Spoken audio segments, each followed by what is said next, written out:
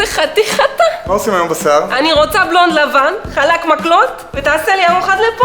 אז ככה, אני רוצה שתעשה לי כזה גוונים, כמו של בר, אבל אתה יודע, שיראה טבעי, שכזה לא יראו שעשיתי גוונים. אם בתמיר תסכינן, אז התספורת האחרונה שלי הייתה לפני 147 ימים, אז תגזור לי בבקשה סנטימטר ו15 מילימטר מהקצוות בקו ישר.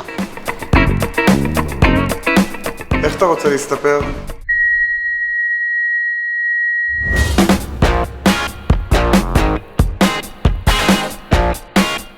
וואי, איך מתפוצץ לי הראש מהישיבה אתמול, כמה שתיתי.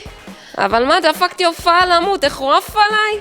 איזה לילה עברתי מהסרטים. מעניין אם ראה את ההודעה של הבוקר. שלו לא ענה.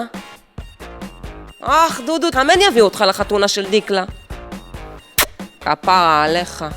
מה אני ממש לקלה היום? בא לי לוק כזה של גלם כזה, אולי סימה כמו של בר? לא. בעצם הג'ינס הקצר של אסתי היה היסטרי.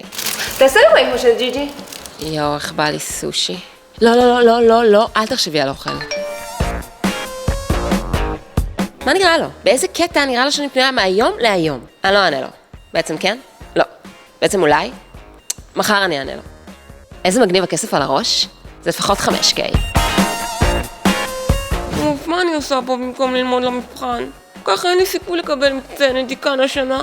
סבתא בטוח תנסה אותי מהירושם, אני צריך להתחתן עם טפר ולהכין קוסקוס לא ול5 ילדים ארסים שיגידו כל היום קוסמק.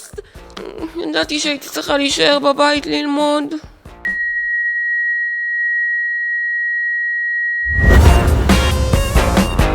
נו, מה את אומרת? איך יצאת? וואי, איזה מהממת יצאתי. וואו, יצאתי מהממת. איך אחי, מה אומר? היי מאמי, אפשר לבוא לפן היום ב4? כן. אולי אז ניפגש היום ב4. מאמי, את יכולה לעשות לי את זה כזה ב100? זה 100 שקלים. אדוני, שמור, באמא שלך? כן, ככה זה אצלנו, כל פעולה בשיער, 100 שקלים. אני לא רוצה לתת גסת רוח, אבל הוא הוריד לי רק סנטימטר ב3 מילימטר, אז זה יוצא 93 שקלים ו42 אגורות. תגידי, יש מצב תביאה לי את הטלפון של האיש שהייתה במקודם? מי? המהממת.